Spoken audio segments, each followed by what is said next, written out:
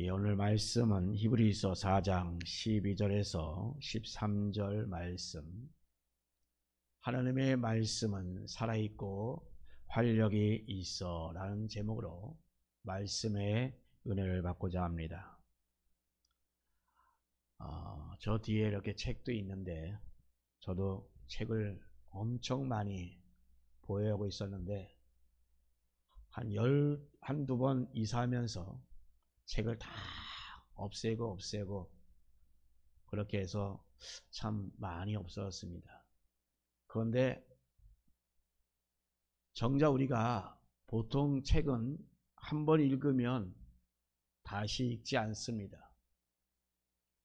그냥 책꽂이에 두고 다시 읽는 경우도 있겠지만 거의 대부분의 책들을 보면 그냥 책꽂이에 그냥 꽂아둘 뿐 다시 읽지는 않습니다. 그리고 읽은 책은 이미 가치가 떨어졌다라고 생각됩니다. 마치 다 마셔버린 그 빈병처럼 그냥 버림을 받습니다.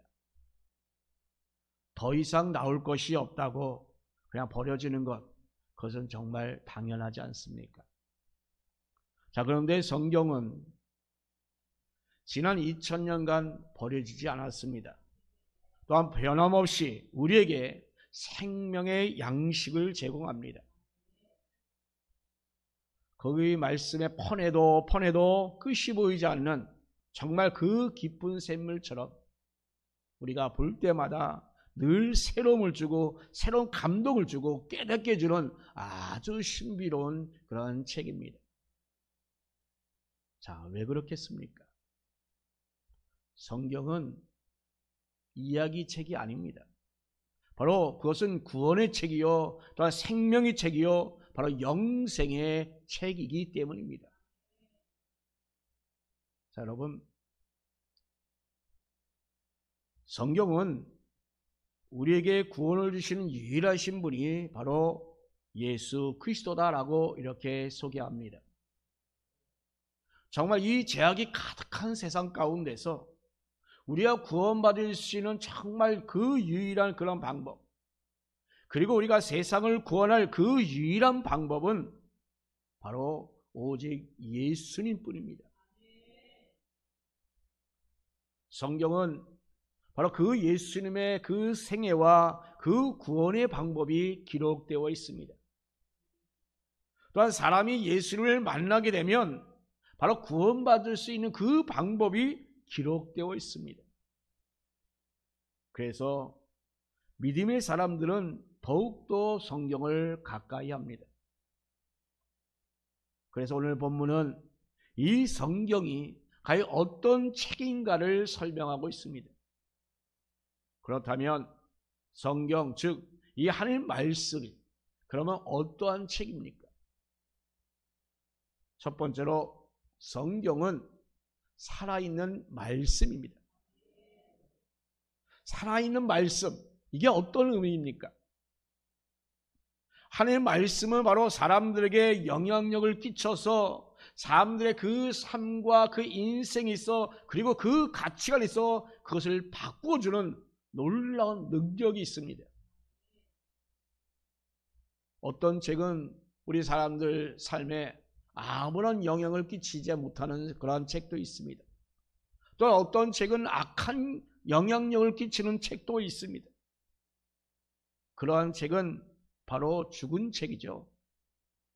그러나 성경은 성경을 가까이 하는 사람들에게 영향력을 미칩니다.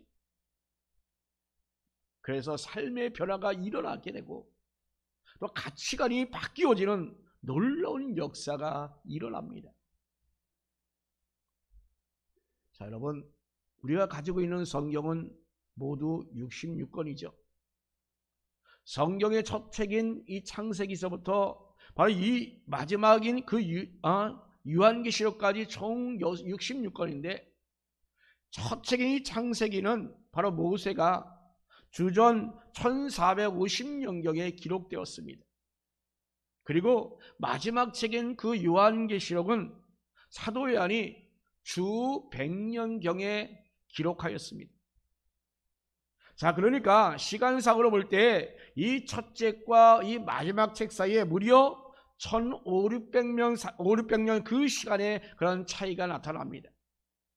물론 이 창세기와 이 요한계시록 사이에 또한 64권의 책이 있습니다. 자, 그러니까 이 성경 모두 66권은 모두가 1500년에서 1600년간에 그 걸쳐서 기록되는데, 그 기록을 무려 40여 분의 그러한 저자가 기록되었습니다. 자, 그런데 여러분, 정말 놀라운 것은 그렇게 오랜 기간 동안에 그 여러 사람이 이 성경을 기록했는데, 모든 성경이 바로 예수 그리스도를 증거하고 있습니다. 구약은 오실 메시아에 대해서, 그리고 신약은 오실 메시아와 다시금 오실 메시아에 대해서 이 예수 그리스도에서 설명합니다. 기록하고 있습니다. 자, 여러분, 우리가 여기서 그런데 여러분, 더 놀라운 것이 있습니다. 그것은 이 성경을 믿고 행하는 사람마다 하나님의 구원이 임합니다. 그리고 이 사람의 삶과 그 인생이 완전히 달라집니다. 자, 그러니 이 하나님의 말씀이, 이 성경은 곧 살아있는 말씀입니다. 누가복음 24장 말씀 보면 글로바라는 그런 사람이 나옵니다. 이 사람은 예수님의 그 12제자는 아니었지만 예수님을 따랐던 그런 사람이었습니다.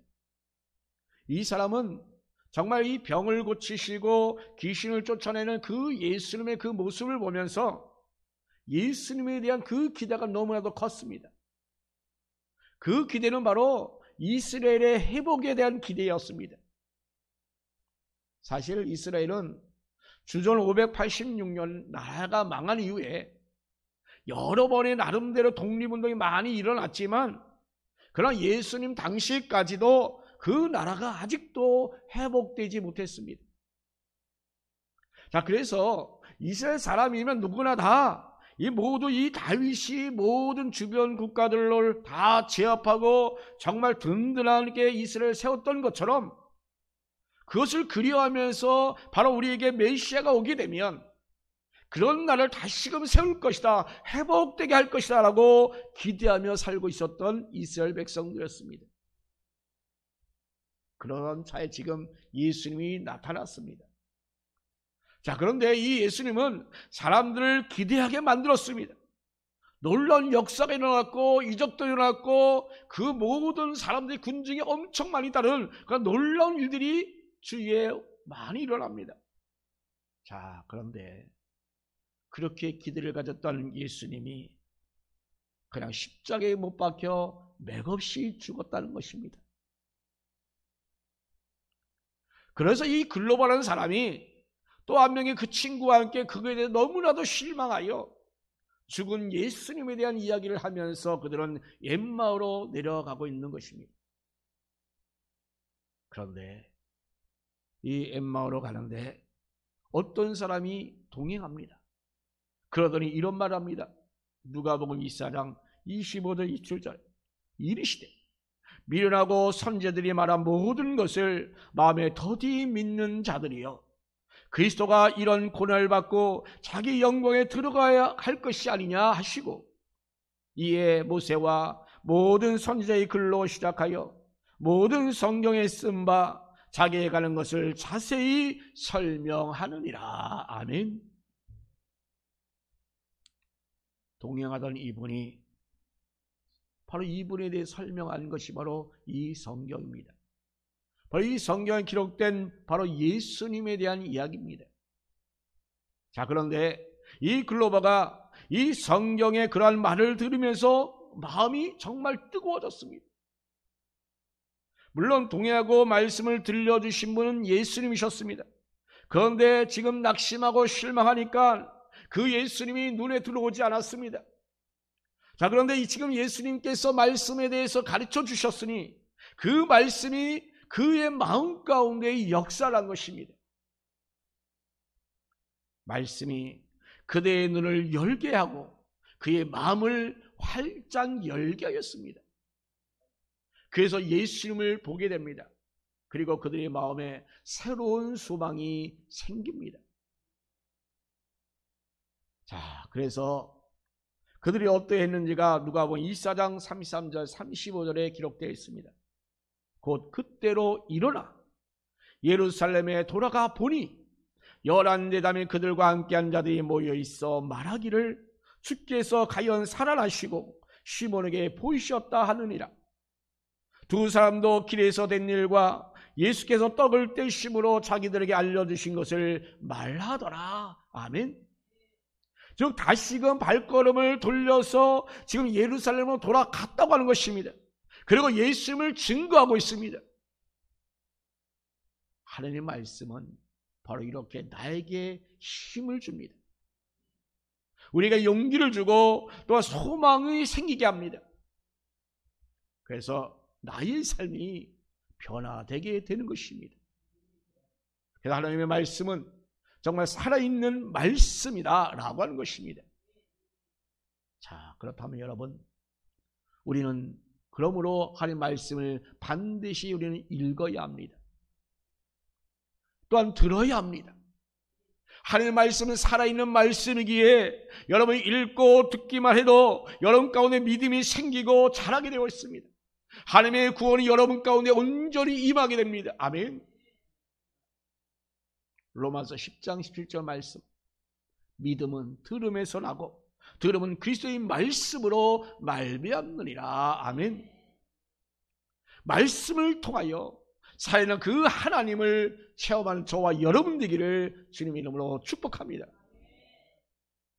두 번째로, 하나님의 말씀은 이 모든 것을 다 드러나게 합니다.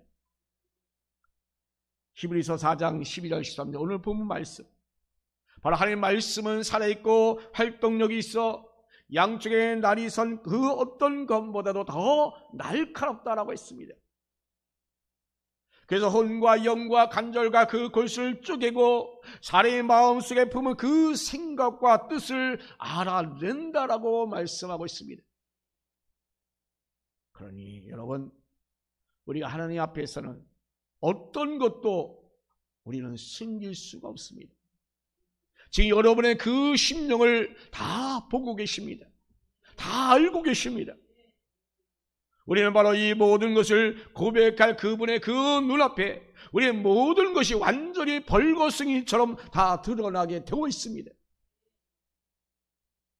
그러면 여러분, 이 모든 것이 다 드러남을 통하여 그럼 무슨 일이 일어나겠습니까? 하나님의 말씀이 우리의 모든 그 사생활을 다 드러나게 함으로 우리를 망신주려고 그렇게 하는 것입니까? 아니에요. 누가복음 5장 말씀 보니까 이런 얘기 나오죠. 예수님이 고기를 잡으러 갔지만 한 마리 잡지 못하고 그 빈 그물을 손질하고 있는 그 베드로에게 찾아가십니다. 자, 그런 베드로에게 주님은 뭐라고 말씀합니까? 깊은 데로 가서 그물을 던지라라고 말씀하잖아요. 이 명령은 베드로 입장에서 보면 정말로 받기 어려운 말씀이에요. 첫 번째로 그는 그물을 지금 현재 뭐하고 있어요? 손질하고 있습니다. 그렇기 때문에 손질한다는 건 뭐예요? 밤새도록 고기를 한 마리 잡지 못한 채 실망했지만 다시금 다음에 나갈 것을 생각하면서 나름대로 정리를 하면서 손질하고 있는 거기 때문에 이제 다 마감하는 것입니다. 끝나는 것입니다. 이미 마음이 떠나 있습니다. 그런데 이 그물 던지라는 이 말씀하니 정말 받기 어렵잖아요. 또 하나는 깊은 데로 가라는 그 말씀 때문이에요. 여러분, 이 갈릴리 바다는 둘레가 53km나 넘고 길이가 또한 21km나 되며 넓이가 또한 1km나 되는 11km 되는 정말 끝이 안 보이는 큰 호수입니다. 이렇게 큰 호수에 깊은 곳을 가려면 적어도 5km 이상 힘들게 노를 저어서 가야 합니다. 더구나 물고기는 낮이 되면 수초가 있는 호수 주변이나 아니면 아예 깊은 그 물 속으로 들어가 버려서 그 당시 사용하는 그 그물로는 그 고기를 도저히 잡을 수 없습니다.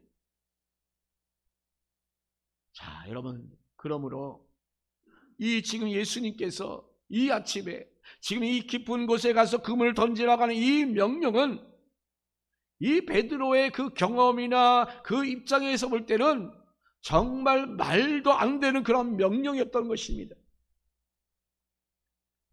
자, 그런데 그럼에도 불구하고 베드로는 그 말씀에 순종을 합니다. 그랬더니 엄청나게 많은 물고기가 잡힙니다. 자, 그런데 여러분, 그때 베드로의 눈에 들어온 것이 무엇입니까? 많은 그 물고기 잡은 그 베드로의 말이 누가복음 5장 8절에 있습니다. 뭐라고 합니까? 시몬 베드로가 이를 보고 예수의 무릎 아래 엎드려 이르되 주여 나를 떠나소서 나는 죄인이로소이다. 황당한 말 아닙니까? 지금 많은 고기를 잡았으니까 좋고 그리고 감사하다고 할 판인데 지금 이 베드로는 이렇게 얘기했습니다. 예수의 무릎 아래 엎드려서 주여 나를 떠나소서 나는 죄인으로서이다 라고 하는 전혀 상관없는 그런 말을 하잖아요. 여러분, 이 고기 잡은 거하고 자신이 죄인인 거하고 무슨 상관이 있단 말입니까? 베드로는 자기 자신이 아는 모든 지식과 그 경험 위에 계신 그 예수님께서 자신의 모든 것도 다 볼 수 있다라고 깨달았다는 것입니다. 그래서 지금 주여 나는 죄인으로서이다 라고 이렇게 고백을 하고 있는 것입니다. 여러분, 말씀 앞에 서면 그 말씀이 모든 것을 생각나게 하고 또 고백하게 합니다. 그래서 우리의 모든 것이 다 드러나게 합니다. 그래서 회심이 많은 사람들이 바로 이 말씀 앞에 그래서 무릎을 꿇는 겁니다.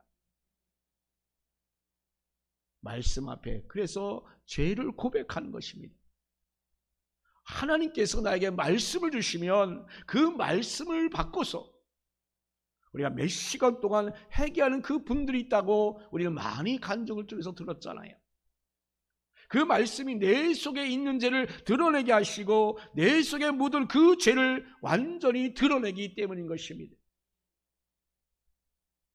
여러분, 하나님 말씀은 살아있고 활력이 있습니다.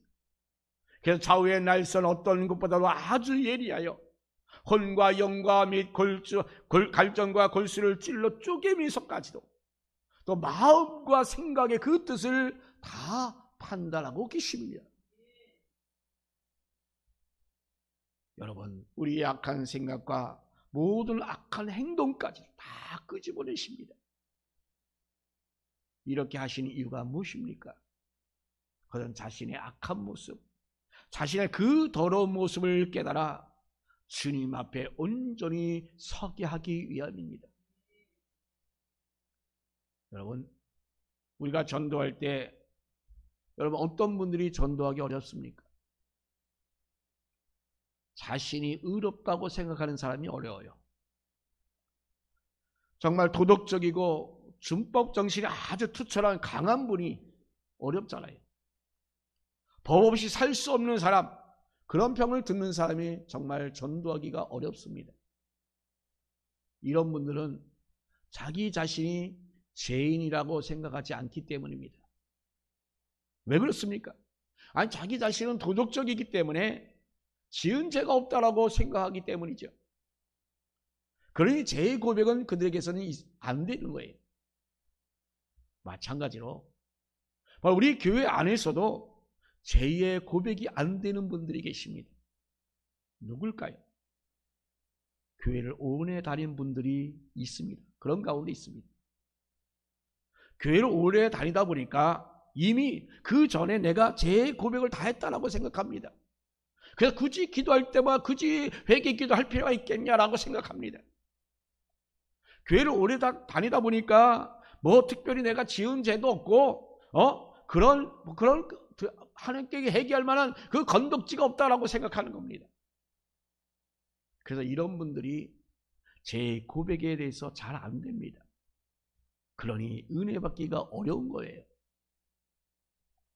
그러나 그 반대로 좀 험하게 산 분들이나 초신자들은 이 죄의 고백이 참으로 쉽습니다. 지금까지 내가 지은 것들을 용서받고 싶은 그런 생각 때문에 그렇습니다.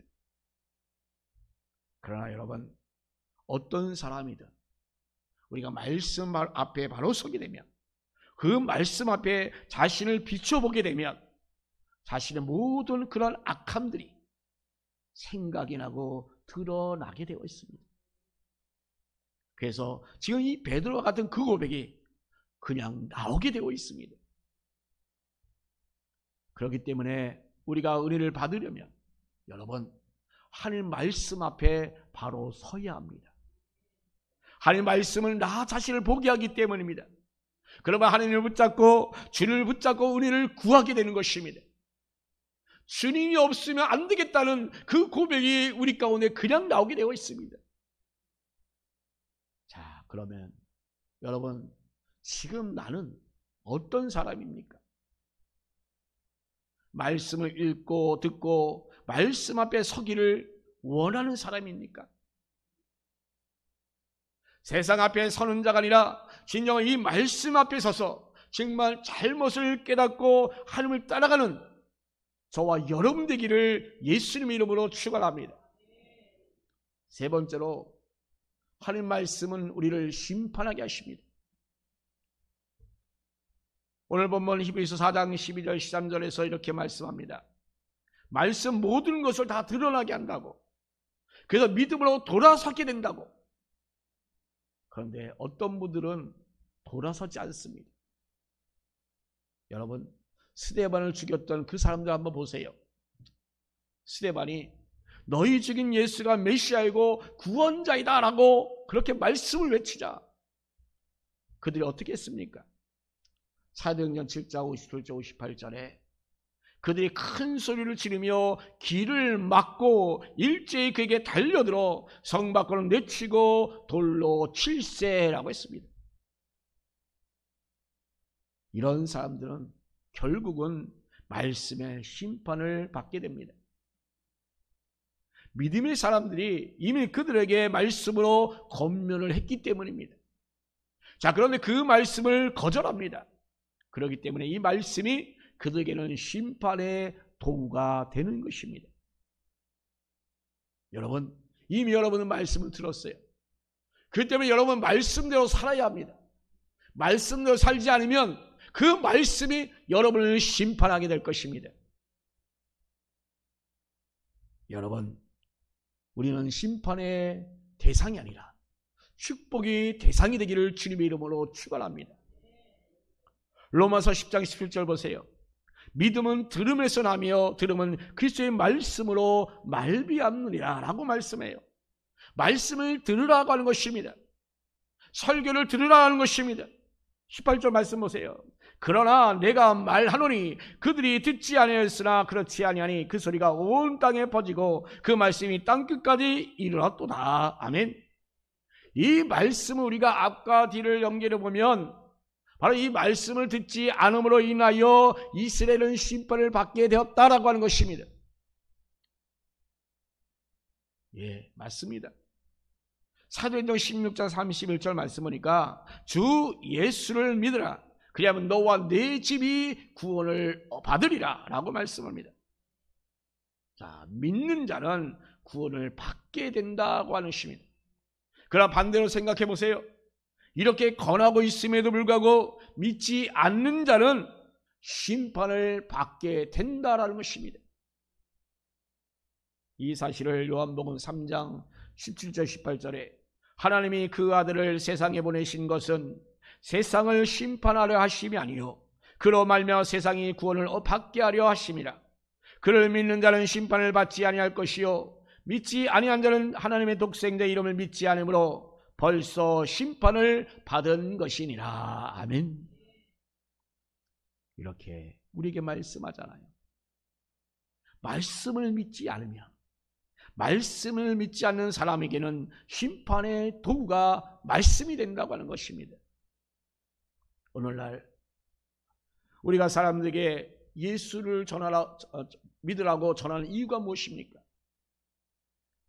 우리 인간은 이 세상에 살다 죽으면 그게 끝이 아닙니다. 그렇기 때문에 영원히 이루어지는 생명이기 때문에 우리가 전하게 되는 것입니다. 전할 수밖에 없습니다. 그런데 그 영원한 생명이 영원한 지옥에 떨어지기 때문에 너무 안타깝고 정말 그런 마음이 아파서 그 영벌로 가는 길, 그 길이 가지 않게끔 하기 위해서 우리가 얼마나 애씁니까? 힘씁니까? 정말 그들이 믿기만 하면 구원받을 수 있는 길이 열리는데, 영생의 길이 있는데, 바로 예수만 믿으면 되는데 안타까워서 우리는 그래서 전하는 겁니다. 그런데 어떤 분들은 말씀을 듣고 돌아서서 예수를 믿어요. 얼마나 감사한 일이에요. 귀한 일이에요. 그러나 또 그 반면에 어떤 분들 어떻습니까? 그 말씀을 거부해요. 자, 그러면 마지막 날에 그 말씀이 심판의 도구가 됩니다. 주님이 내가 왜 나를 믿지 않느냐라고 말씀하잖아요. 그렇게 물으실 때 여러분 믿지 않는 자들, 말씀을 따라가지 않는 자들 뭐라고 말하겠습니까? 이렇게 말씀은 심판의 도구가 됩니다. 말씀이 곧 우리를 심판합니다. 그렇기 때문에 우리가 할 일은 언제나 말씀에 아멘하고 수용할 수 있는 저와 여러분 되십시다. 마음에 안 든다고 거부하거나 이것은 누구에나 해당되는 그 말씀이다 라고 생각되지 마세요. 오늘 이 시간 우리에게 주신 이 말씀 꼭 우리가 필요하기 때문에 주신 말씀이라고 아멘 아멘 아멘 하고 다 받아 먹으시기 바랍니다. 다 이것이 나에게 주는 말씀이다라고 잘 소화시키시길 바랍니다. 나를 살리는 그 말씀이니, 나를 복되게 하는 그 말씀이니 그냥 다 완전히 다 여러분 마음판에 새기시기 바랍니다. 여러분, 교회가 할 수 있는 많은 일이 있고 우리 성도들이 할 수 있는 또한 많은 그런 선행들 또한 있습니다. 그러나 무엇보다도 그 기준은 하나님의 말씀이 되어야 합니다. 말씀에서 벗어난 일을 하게 되면 자기 자신의 실족과 공로가 될지는 몰라도 결코 하나님의 영광은 되지 못합니다. 자, 오늘은 성서주일입니다. 왜 성서주일이라고 했을까요? 1년 마저 끝나는 시점에 왜 교회력에 왜 성서주일 했을까? 저는 그걸 생각하면서 우리가 신년 시작할 때 말씀은 한번 통독하겠다고 나름대로 하고 또 나름대로 이렇게 몇 번 통독했다고 아마 결심하고 말씀을 가까이 하겠다고 했습니다. 근데 1년이 다 지난 지금 돌아보니까 정말 성경 말씀에 대해서 소홀히 했구나 라고 여기지지 않습니까? 여러분, 이제 지금부터라도 말씀 중심으로 살아가시기 바랍니다. 말씀이 나의 삶을 움직이게 해달라고 여러분 기도하면서 그 말씀을 따라 살아갈 수 있도록 역사해달라고 여러분 이 시간 함께 나아갑시다. 그런 믿음으로 그런 결단으로 말씀을 가까이 저와 여러분에게 주님의 놀라운 축복이 임할 줄로 믿습니다.